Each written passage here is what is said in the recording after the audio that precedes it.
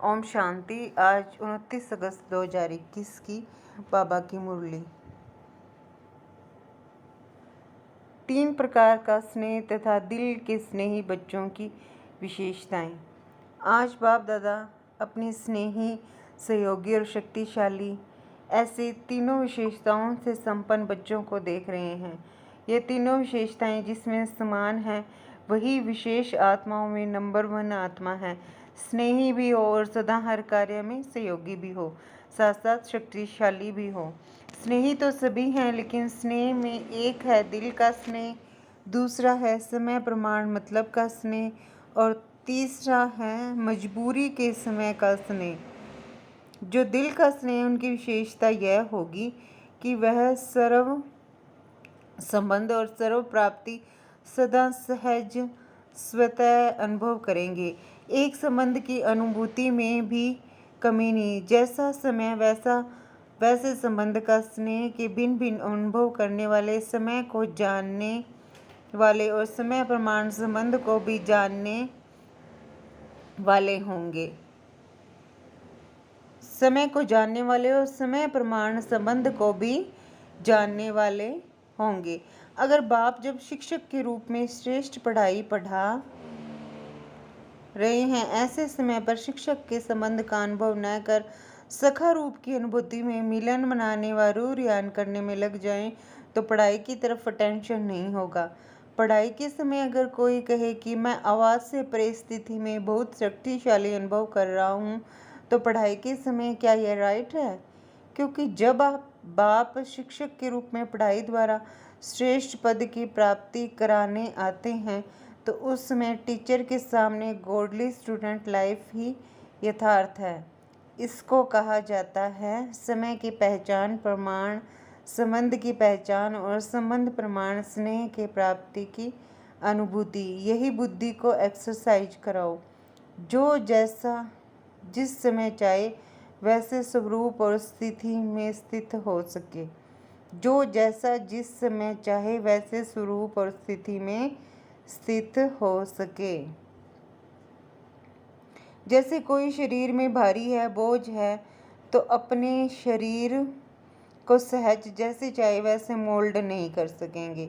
ऐसे ही अगर मोटी बुद्धि है, अर्थात किसी न किसी प्रकार का व्यर्थ बोझ व व्यर्थ कीचड़ा बुद्धि में भरा हुआ है, कोई न कोई अशुद्धि है, तो ऐसी बुद्धि वाला जिस समय चाहे वैसे बुद्धि को मोल्ड नहीं कर सकेगा।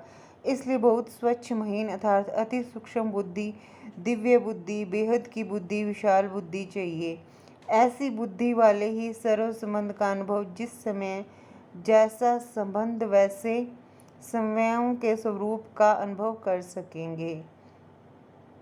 तो स्नेही सभी हैं, लेकिन सर्व संबंध का स्नेह समय प्रमाण अनुभव करने वाले सदा ही इसी अनुभव में इतने बिजी रहते, हर संबंध के भिन्न भिन्न प्राप्तियों में इतना लवलीन रहते, मगन रहते, जो किसी भी प्रकार का विघन अपनी तरफ झुका नहीं सकता। इसलिए स्वतः ही सहज योगी स्थिति का अनुभव करते हैं। इसको कहा जाता है नंबर 1 यथार्थ स्नेही आत्मा। स्नेह के कारण ऐसी आत्मा को समय पर बाप द्वारा हर कार्य में स्वतः ही सहयोग की प्राप्ति होती रहती है। इस कारण स्नेह अखंड, अटल, अचल, अविनाशी अनुभव होता है। समझा? यह है नंबर 1 स्नेही की विशेषता। दूसरे तीसरे का वर्णन करने की तो आवश्यकता ही नहीं, क्योंकि सब अच्छी रीति से जानते हो। तो बाप दादा ऐसे स्नेही बच्चों को देख रहे थे। आदि से अब तक स्नेह एक रस रहा है। वह समय प्रमाण, समस्या प्रमाण व ब्राह्मण आत्माओं के संपर्क प्रमाण बदलता रहता है। इसमें भी फर्क पड़ जाता है ना। इसमें भी फर्क पड़ जाता है ना। आज स्नेह का सुनाया, फिर सहयोग और शक्तिशाली तीनों विशेषता वाले आत्मा का महत्व सुनाएंगे। तीनों ही जरूरी है। आप सब तो ऐसे स्नेही हो ना, प्रैक्टिस है ना। जब जहाँ बुद्धि को स्थित करने चाहो, ऐसे कर सकते हो ना? कंट्रोलिंग पावर है ना?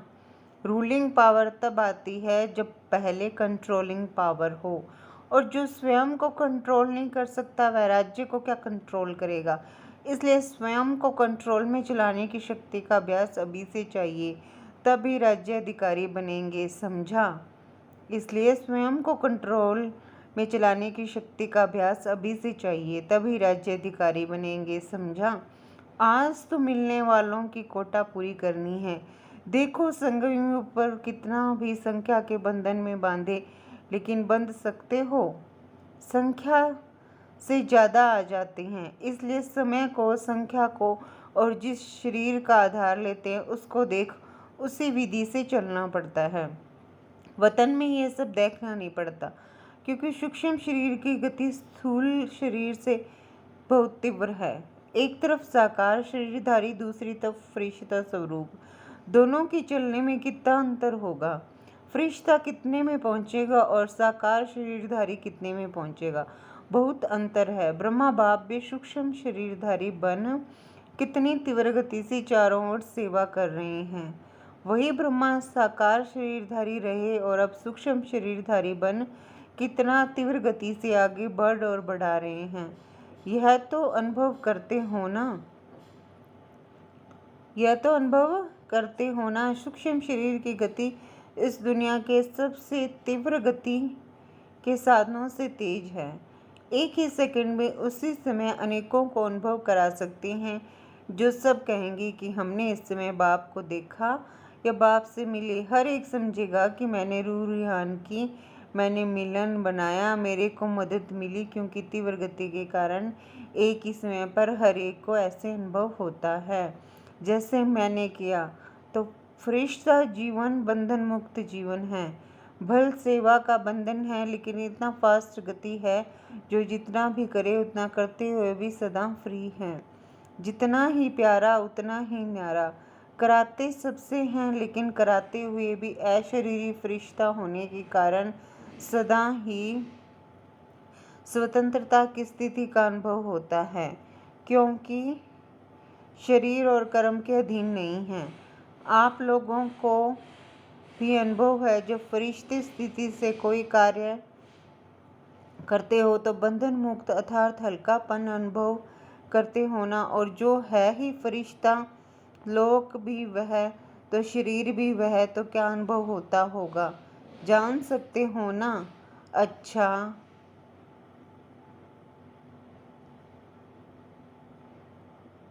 जान सकते हो ना? अच्छा, चारों ओर के सर्वदिल के स्नेही बच्चों को, सदा दिव्य विशाल बेहद बुद्धिमान बच्चों को, सदा ब्रह्मा बाप समान फरिश्ता स्थिति का अनुभव कर तीव्र गति से सेवा में, समोन्नति में सफलता को प्राप्त करने वाले, सदा सहयोगी बन बाप के सहयोग का अधिकार अनुभव करने वाले ऐसे विशेष आत्माओं को, समान बनने वाली महान आत्माओं को बाप दादा का याद प्यार और नमस्ते।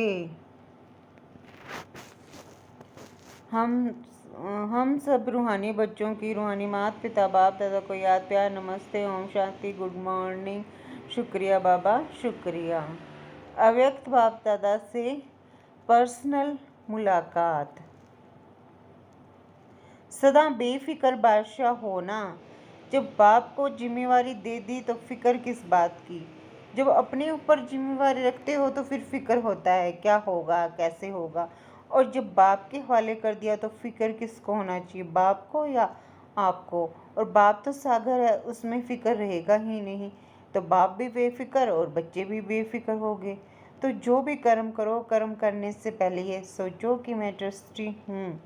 ट्रस्टी काम बहुत प्यार से करता है, लेकिन बोझ नहीं होता है। ट्रस्टी का अर्थ ही है सब कुछ बाप तेरा, तो तेरे में प्राप्ति भी ज़्यादा और हल्के भी रहेंगे, काम भी अच्छा होगा, क्योंकि जैसे स्मृति होती है वैसी स्थिति होती है। तेरा माना बाप की स्मृति, कोई रिवाजी महान आत्मा नहीं है, बाप है। तो जब तेरा कह दिया तो कार्य भी अच्छा और स्थिति भी सदा बेफिक्र। जब बाप ऑफर कर रहा है की फिक्र दे दो, फिर भी अगर ऑफर नहीं माने तो क्या कहेंगे? बाप की ऑफर है, बोझ छोड़ो। तो सदा बेफिक्र रहना है और दूसरों को बेफिक्र बनने की अनुभव से विधि बतानी है। बहुत आशीर्वाद मिलेगी। किसी का बोझ व फिक्र ले लो तो दिल से दुआएं देंगे, तो स्वयं भी बेफिक्र बादशाह और दूसरों की भी शुभ भावना की दुआएं मिलेगी। तो बादशाह हो, अविनाशी धन के बादशाह हो।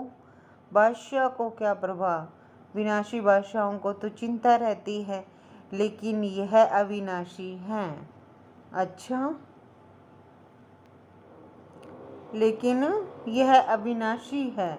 अच्छा, अविनाशी सुख और अल्पकाल का सुख दोनों के अनुभवी होना। अल्पकाल का सुख है ईश्वरीय सुख, अल्पकाल का सुख है स्थूल साधनों का सुख, और अविनाशी सुख है ईश्वरीय सुख। तो सबसे अच्छा सुख कौन सा है? ईश्वरीय सुख जब मिल जाता है तो विनाशी सुख आपे ही पीछे पीछे आता है। जैसे कोई धूप में ही चलता है तो उसके पीछे परछाई आपे ही आती है, और अगर कोई परछाई के पीछे जाए तो कुछ नहीं मिलेगा। तो जो ईश्वरीय सुख की तरफ जाता है उसके पीछे अल्पकाल का सुख स्वतः ही परछाई की तरह आता रहेगा, मेहनत नहीं करनी पड़ेगी। जैसे कहते हैं जहाँ परमार्थ होता है वहाँ व्यवहार स्वतः सिद्ध हो जाता है, ऐसे ईश्वरीय सुख है परमार्थ और विनाशी सुख है व्यवहार। तो परमार्थ के आगे व्यवहार आपे ही आता है। तो सदा इसी अनुभव में रहना जिससे दोनों मिल जाएं, नहीं तो एक मिलेगा और वह भी विनाशी होगा। कभी मिलेगा कभी नहीं मिलेगा, क्योंकि चीज ही विनाशी है, उससे मिलेगा ही क्या। जब ईश्वरीय सुख मिल जाता है तो सदा सुखी बन जाते हैं, दुख का नाम निशान नहीं रहता। इस ईश्वरीय सुख मिला माना सब कुछ मिला, कोई अप्राप्ति नहीं रहती। अविनाशी सुख में रहने वाला विनाशी चीज़ों को न्यारा होकर यूज़ करेगा, फंसेगा नहीं। अच्छा, सदा अपने को कल्प पहले वाले विजयी पांडव समझते हो। जब भी पांडवों के यादगार चित्र देखते हो तो ऐसा लगता है कि यह हमारा यादगार है। तो पांडव अर्थात सदा मजबूत रहने वाले, इसलिए पांडवों के शरीर लंबे चौड़े दिखाते हैं, कभी कमजोर नहीं दिखाते। आत्मा बहादुर है, शक्तिशाली है, उसके बदले में शरीर शक्तिशाली दिखाए हैं। पांडवों की विजय प्रसिद्ध है। कौरव अक्षौणी होते भी हार गए और पांडव 5 होते भी जीत गए। क्यों विजयी बने? क्योंकि पांडवों के साथ बाप है। पांडव शक्तिशाली है, अध्यात्म शक्ति है, इसलिए क्षौणी कौरवों की शक्ति उनके आगे कुछ भी नहीं है। ऐसे होना, कोई भी सामने आया, माया किसी भी रूप में आए तो भी वह हार खाकर जाए, जीत न सके, इसको कहते हैं विजयी पांडव। माताएं भी पांडव सेना में होना या घर में रहने वाली हो। जो कमजोर होता है वह घर में छिपता है, बहादुर मैदान में आता है। तो कहाँ रहती हो, मैदान में या घर में? तो सदा इसी नशे में आगे बढ़ते रहो कि हम पांडव सेना के विजयी पांडव हैं। सदा इसी नशे में आगे बढ़ते रहो कि हम पांडव सेना के विजयी पांडव हैं। अपने को बेहद के निमित्त सेवाधारी समझते हो। बेहद के सेवाधारी अर्थात किसी भी मैंपन के व मेरेपन की हद में आने वाले नहीं। बेहद में न तो मैं है न ही मेरा है, सब बाप का है, मैं भी बाप का, तो सेवा भी बाप की, इसको कहते हैं बेहद सेवा। ऐसे बेहद के सेवादारी हो या हद में आ जाते हो, बेहद की सेवाधारी बेहद का राज्य प्राप्त करते हैं। सदा बेहद बाप, बेहद सेवा और बेहद राज्य भाग्य, ये स्मृति में रखो तो बेहद की खुशी रहेगी। हद में खुशी गायब हो जाती है, बेहद में सदा खुशी रहेगी। अच्छा, बेहद में सदा खुशी रहेगी। अच्छा, विदाई के समय अभी तो सेवा के प्लेन बहुत अच्छे बनाए हैं। सेवा भी वास्तव में उन्नति का साधन है। अगर सेवा को सेवा की रीति से करें तो सेवा लिफ्ट देती है आगे बढ़ाने की।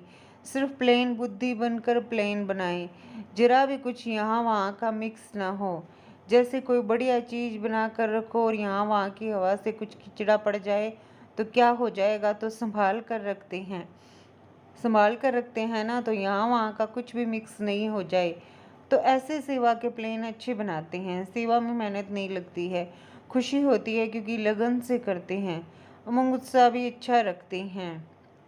बाप दादा सेवा का उमंग देख करके खुश भी होते हैं। सिर्फ मिक्स न हो तो जितने समय में सेवा हुई है उससे 4 गुना हो सकती है। प्लेन बुद्धि फास्ट गति की सेवा को प्रत्यक्ष दिखाएगी। अभी फिर भी सोचना पड़ता है ना कि यह करें यह न करें, यह तो नहीं होगा वह तो नहीं होगा, लेकिन सब एक बुद्धि हो जाए। जिसने किया वह अच्छा, जो किया वह अच्छा, यह पाठ पक्का हो जाए तो तीव्र गति की सेवा आरंभ हो जाए। वैसे पहले से सेवा की गति तीव्र हो रही है, बढ़ रही है, सफलता भी मिल रही है, लेकिन अभी के हिसाब से विश्व की आत्माओं को संदेश देने के हिसाब से तो अभी कोने तक पहुँचे हैं। कहाँ 550 करोड़ आत्माएं और कहाँ संदेश पहुँचा होगा, तो 1 करोड़ 2 करोड़ तक। बाकी कितने पड़े हैं? हाँ, यह राजधानी के नज़दीक वाले पहुँच गए हैं, लेकिन चाहिए तो सब, वर्षा तो सबको देना है। चाहे मुक्ति ही दो चाहे जीवन मुक्ति दो, लेकिन देना तो सबको है। एक भी बाप का बच्चा वंचित तो नहीं रह जाए। कैसे भी बाप के वर्षे के अधिकारी तो बनना ही है। चाहे किसी भी विधि से संदेश सुने, इसके लिए चाहिए तीव्र गति। यह भी समय आ गया है, होती जाएगी।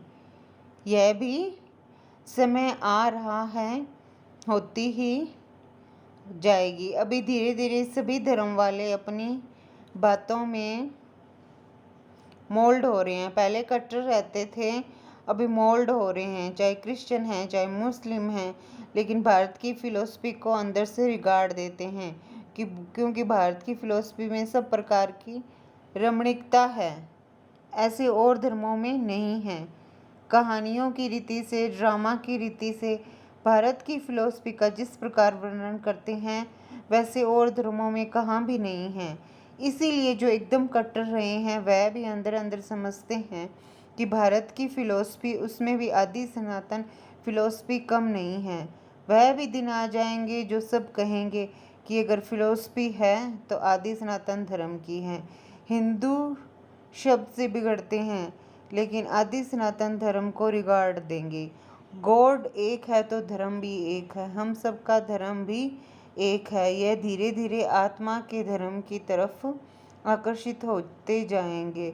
अच्छा, यह धीरे धीरे आत्मा के धर्म की तरफ आकर्षित होते जाएंगे। अच्छा, वरदान। मनन शक्ति द्वारा वेस्ट के वेट को समाप्त करने वाले सदा शक्तिशाली भव। मनन शक्ति द्वारा वेस्ट के वेट को समाप्त करने वाले सदा शक्तिशाली भव। आत्मा पर वेस्ट का ही वेट है। वेस्ट संकल्प, वेस्ट वाणी, वेस्ट कर्म, इससे आत्मा भारी हो जाती है। इस वेट को खत्म करो। इस वेट को समाप्त करने के लिए सदा सेवा में बिजी रहो। मनन शक्ति को बढ़ाओ। मनन शक्ति से आत्मा शक्तिशाली बन जाएगी।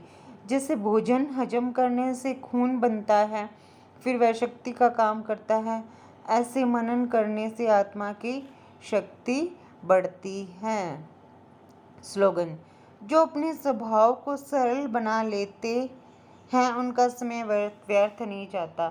जो अपने स्वभाव को सरल बना लेते हैं उनका समय व्यर्थ नहीं जाता। अच्छा, ओम शांति।